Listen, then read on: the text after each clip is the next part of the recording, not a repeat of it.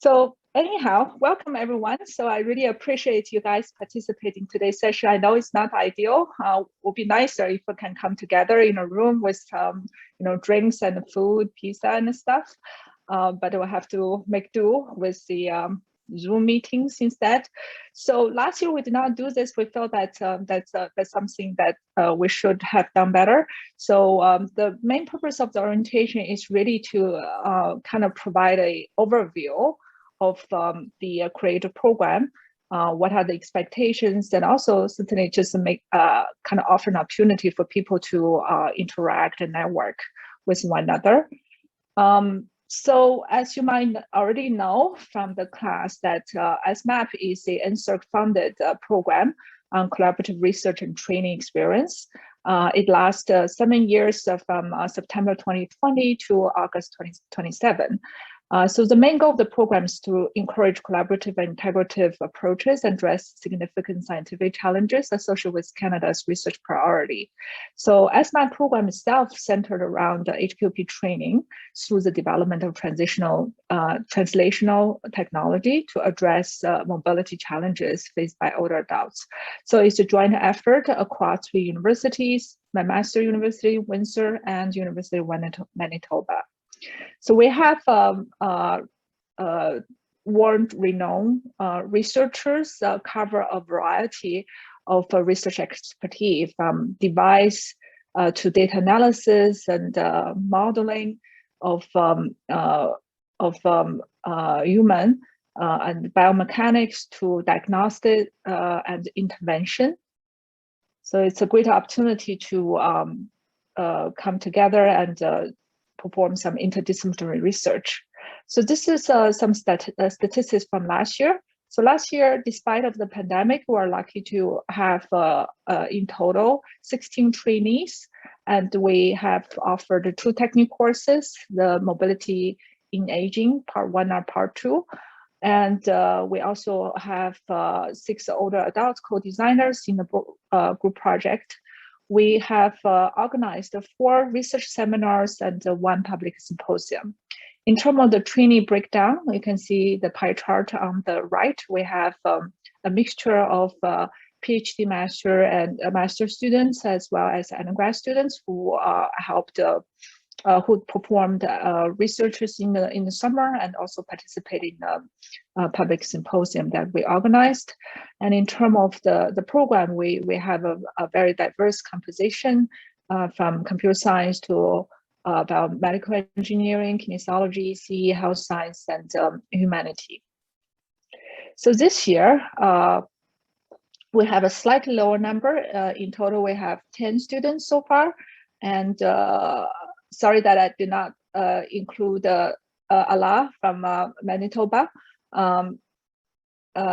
So we have 7 students from McMaster and 3 from Windsor.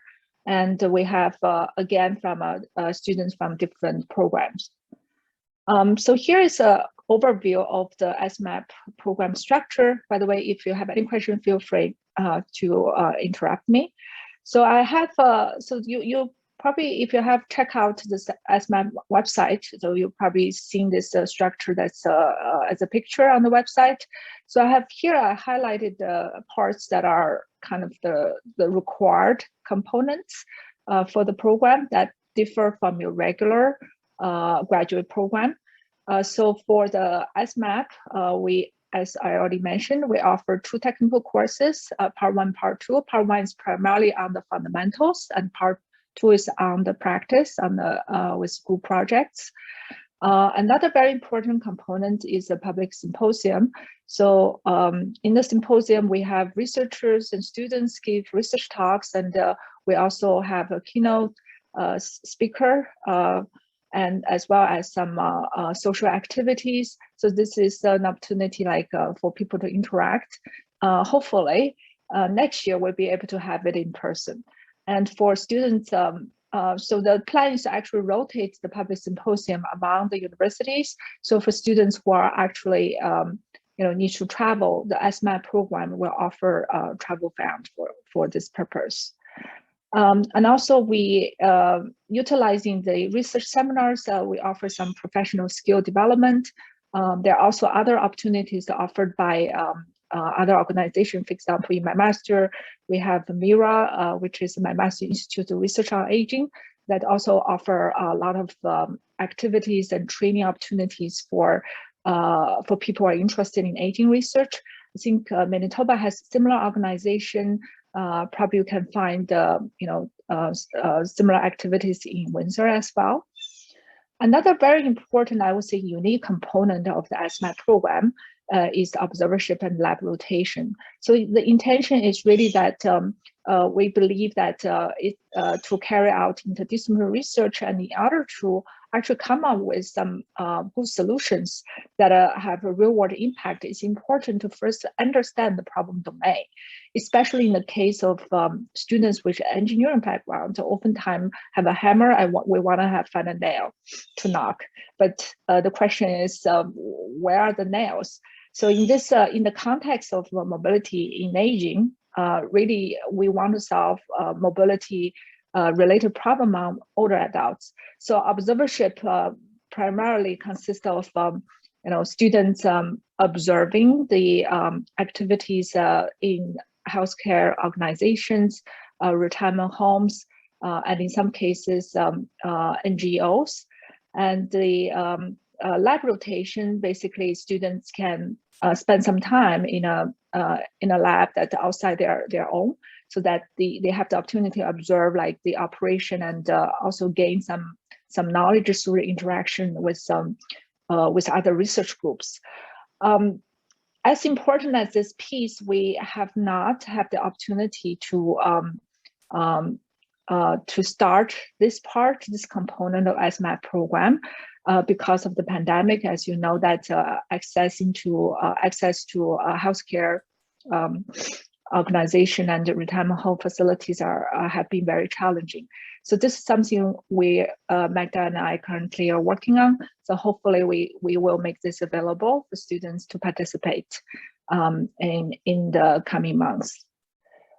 So I think I have pretty much covered all the key components that's sort of a required component of the ASMAP program. Is there any question about those pieces?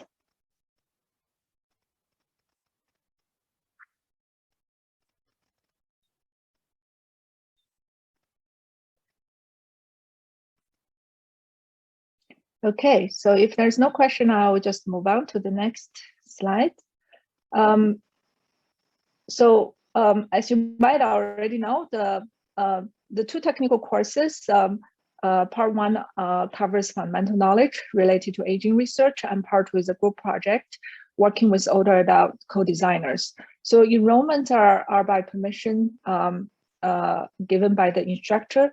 So for students in Windsor, you can enroll the course according to the provincial program that students can enroll in a course and offered by another university. In the case of the student from Manitoba, this is something that the lead, Dr. Rashid and Celine will need to set up from your side. So both courses are required by the program.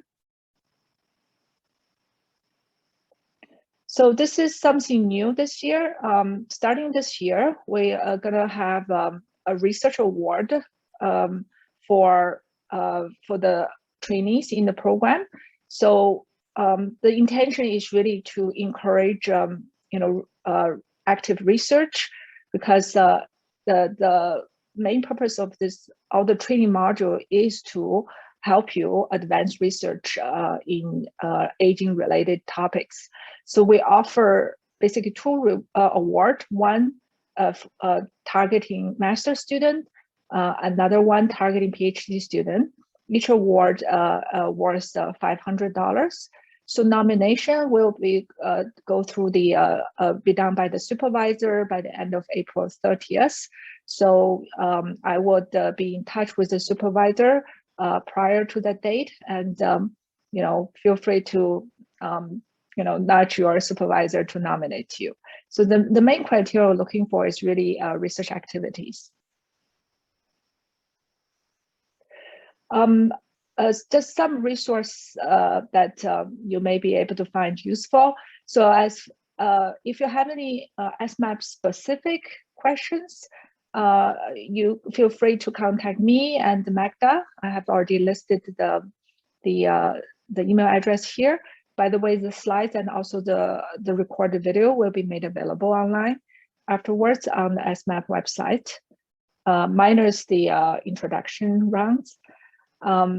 And if you have any course related question, so you should contact the course coordinator, which is me, and also if for specific modules, you can contact the module instructor.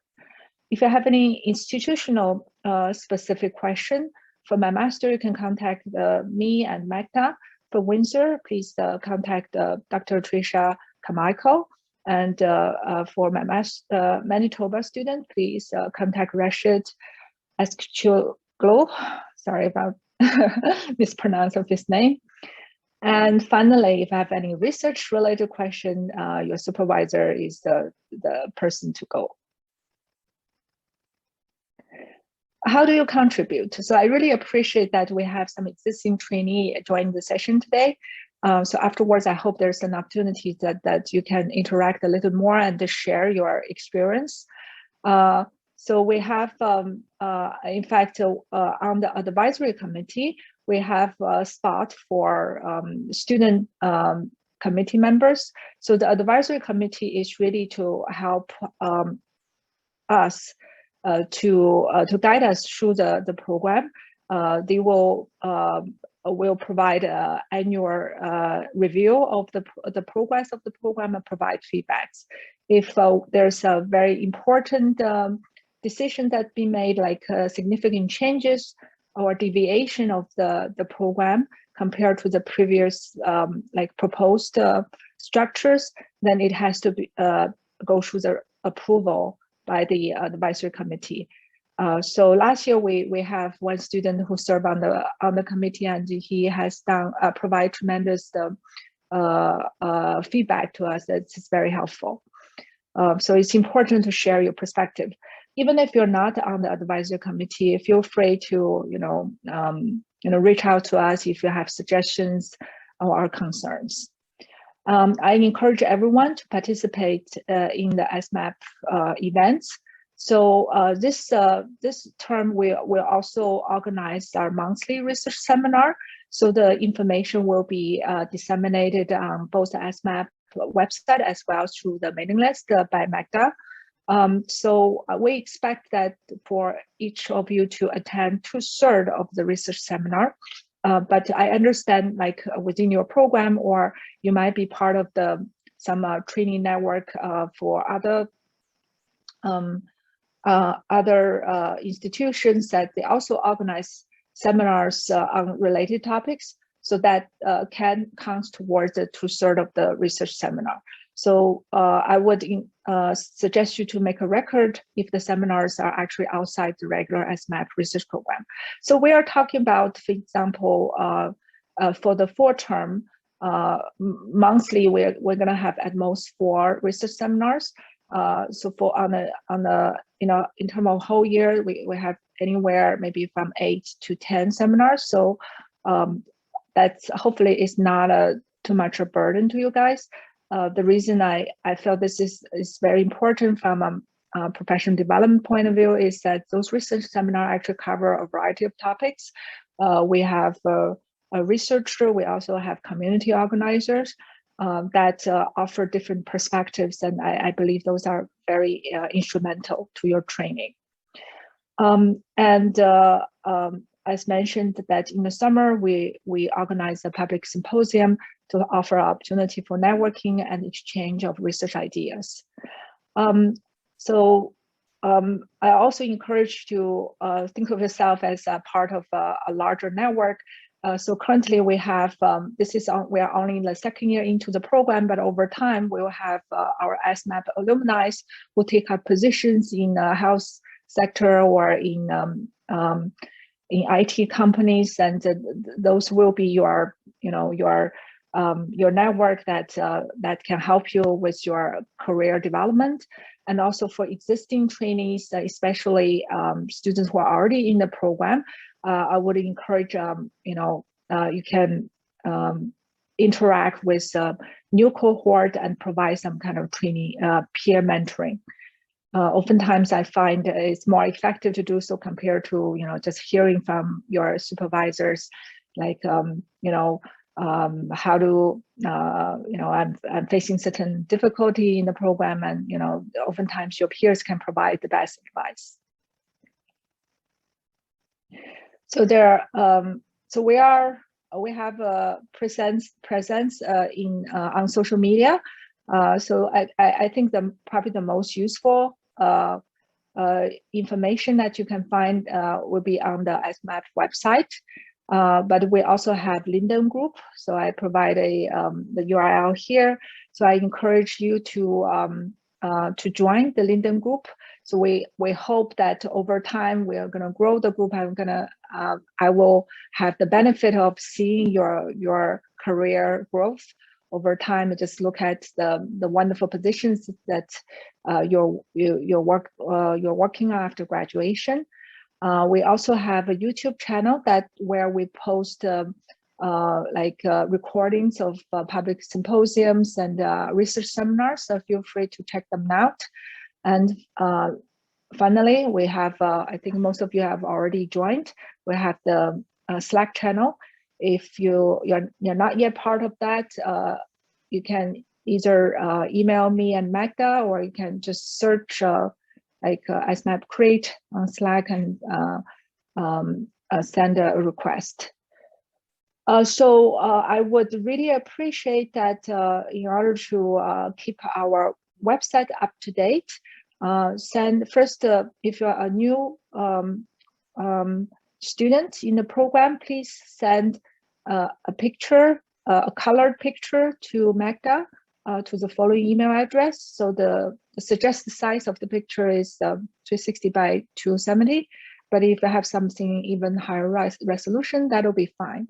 Another thing that I would ask is that if you have some, you're making some great progress in your research, for example, you publish a paper, you receive some award, or you, for example, go make a presentation in a conference and things like that, just let us know. We can include those information on the website and there's a news piece. So this not only help us to advertise the success of the program, but also I think that that's also a channel for you to showcase your excellent work to the outside world. There are a few. Sorry, yeah, go ahead. Can I just ask? Can I just add something? So yes, for sure. Everything that Rong said, please send it our way. But also, it doesn't really have to be such an an achievement or award or a presentation.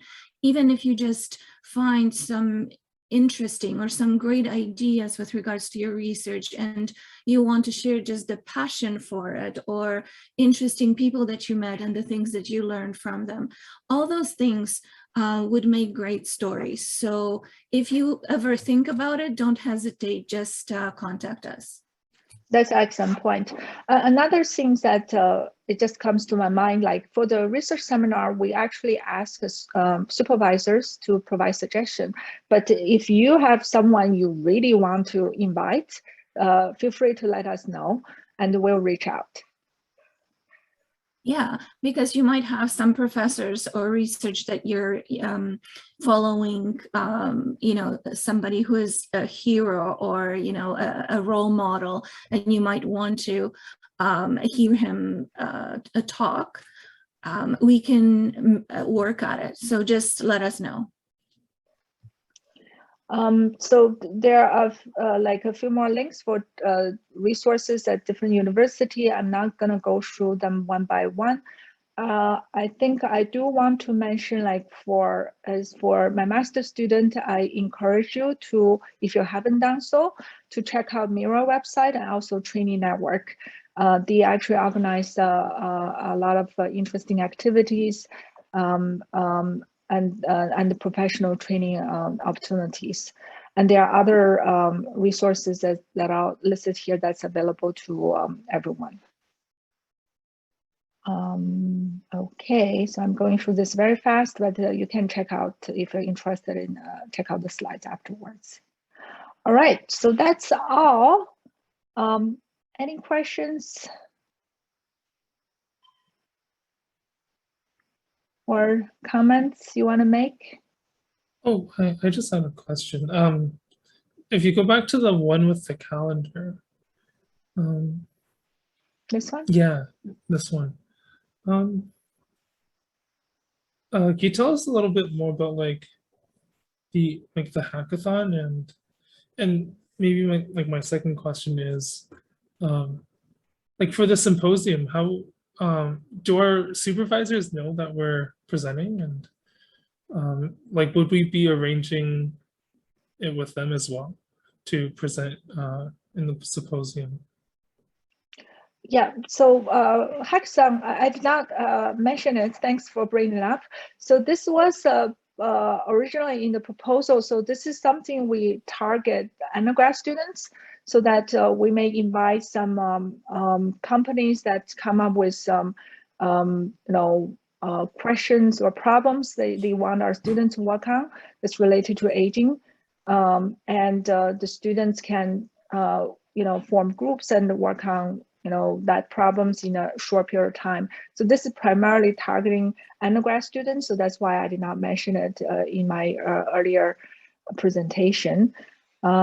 Regarding the symposium, yeah, so typically we'll send out information about the time and date of the symposium ahead of time, and we'll ask students to let us know, like what research talk they would like to present, and the supervisor would also be involved. Sometimes they can themselves give research talks as well. What was the other question? I think that was it. Yeah, that helps a lot. Thank you.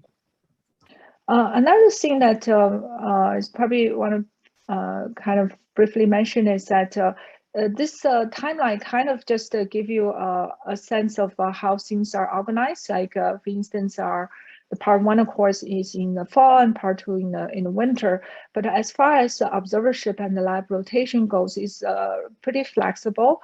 You can split it and do that across throughout the program, especially because it's rather late. We are working to set it up for our existing cohort, so it may come a little bit late.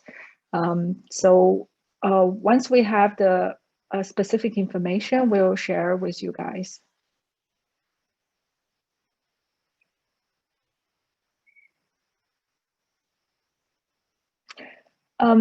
Maybe I can just invite our existing trainees. We have Guha, we have Sofini and Akriam. Shijian, do you want to share a little bit about your experience? It can be both positive and negative. Don't worry about that. Or anything, sharing a little bit. Or any like suggestions that you may have for our new cohort, please.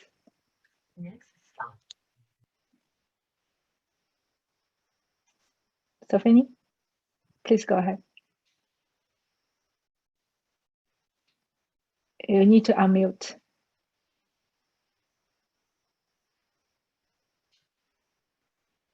Oh, looks like we lost her. Sofini, can you hear me?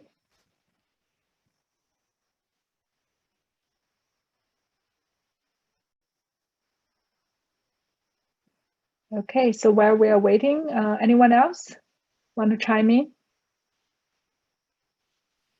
Sure, I can chime in. So throughout part 1 and part 2 of CAS 781, I found that the first part was very like course based, focused on like learning different aspects of aging and exploring a lot of the interdisciplinary approach. So I wasn't just learning like hardcore engineering stuff. I was also learning about how to think about considerations of older adults while designing electronics or just products for them, and research for them as well. And then the second part of the course in the second semester was very project oriented, and it was structured really well, where we would have deliverables almost every week or every other week. And by the end of the semester, we would have like a full up project completed and have a final presentation. Thank you for the summary. Maybe I can ask you, like, on top of the SMAP requirement, you also have to fulfill some requirements in your program, right? Do you find it hard to manage your time? Do you have anything you want to share with the rest of the class? I think the time management wasn't too difficult, just because with the Masters of Applied Science, there's only 3 courses that I'm required to take for the to graduate, and then the rest of it is the thesis. So I think the coursework was definitely manageable, just because I didn't take very heavy course loads with my graduate courses. But in terms of managing time, I would say for the project that takes quite a bit more time, because there's a lot of troubleshooting involved when you want to design something. Not everything's going to work right away. So I'd say for the project, I would try to have like a more flexible second semester, which is what I did. I only had the 1 course in the second semester to focus on. So I spent all of my time on the project, and it turned out pretty well, right, Dr. Zhang? Yeah, your project is featured on our website. That's good. So Abraham, you're from health science, so you probably have a somewhat different perspective from an engineering student. There's something you would like to share? Yes, based on my experience, I was a bit difficult to understand the different areas and computer science or other area anyway.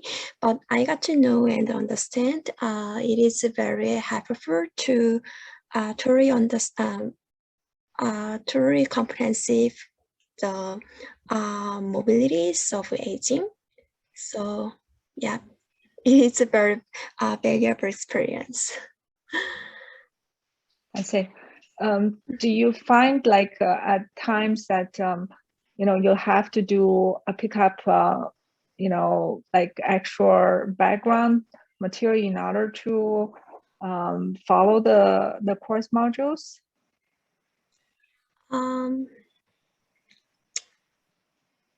In the first term, even though it was very difficult, but I could understand. I could follow the instructions to choose.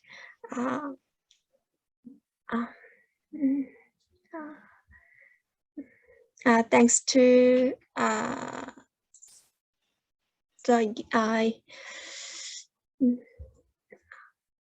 the materials is to understand.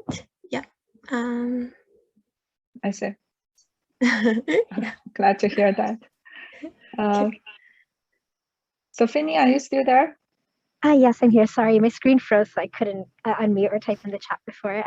But yeah, so I mentioned that I was just in the first part so far. I found it very beneficial because it really had a good mix of both like the health science side and the engineering side. So coming from the more health side background, I found that it was really beneficial to refresh on concepts I knew, and also to get an introductory like overview on the concepts I didn't know. So I thought it was also good to put everyone kind of on the same playing field, and to get an idea of what everyone else's backgrounds are and how we can all work together in an interdisciplinary setting. So I'm not too sure yet about how part 2 will be in terms of my experience in the future, but for part 1, I thought it was very beneficial, and there are definitely lots of resources, and getting the perspective from different professors was definitely eye-opening and beneficial. Yeah, thank you for the nice words. Yeah, in fact, this year even for part 1, we want to instill more interdisciplinary components through the module. So instead of like seems that you have like 4 or 5 isolate module, we want to build some connections and also like do some early grouping among students to prepare them better for the for part 2 of the course. So Xijian, you participated in a public symposium. In fact, you serve as a session chair. And do you want to share your experience in the program so far? Right. Since I only take part in the first part, and I'm going to take the second part next year, I do not know the second part that well. But for the first part, I think although we are from these different disciplinaries, like from different majors, we can still like get different background knowledge from the first part courses, and to fill up the gap that we need for the later project. And I also feel like it is really inspiring to work with the students from other major and learn from them. And they might have different background, and they might have different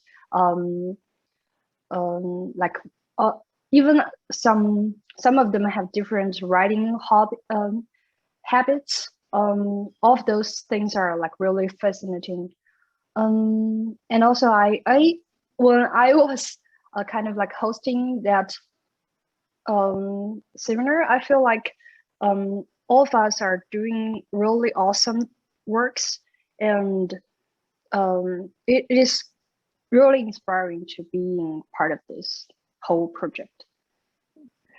I remember that you stopped. So Xijian was hosting a session, was a session chair of research talks from the professors. And Xijian was very tough. He just stopped a professor in the middle. Yeah, good job. All right. Yeah, I'll stick to that. Thank you. So we can be on track with the time. Otherwise, professors, you just keep talking and talking. And speaking of that, I think I should shut up also. Any question from anyone? It could be for me, for Magda, for any of your fellow students. Anything else you want to know?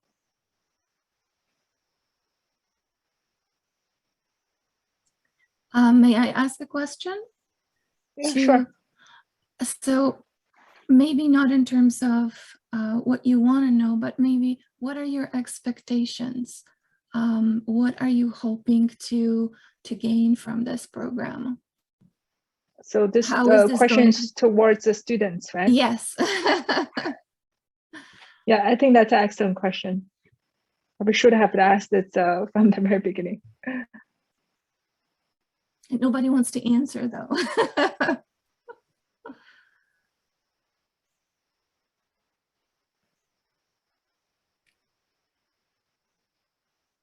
Okay. So maybe for existing students, do you feel like there's a mismatch of what you gain and what originally expected from the program, or there's a good alignment? For me, I think coming into the program, I didn't know what to expect. It was definitely something that I knew that, looking into smart mobility for aging populations is something that would align with my research. But I think I will gain a lot, especially looking into other types of research from other people is eye-opening. And I know like where my research can intersect with other people's and come up with new technologies and really innovate. Okay. Yeah, and I believe probably, if not all, a majority of you were asked to join the program by your supervisor. But I hope as time goes on that you will feel that, oh, this is actually the program I want to be. So, and if that's the case, then we could declare success. Again, Magda and I are here. If you guys have any question, comments, or feedback, and feel free to reach out to us. And we hope you have a enjoyable experience in the program.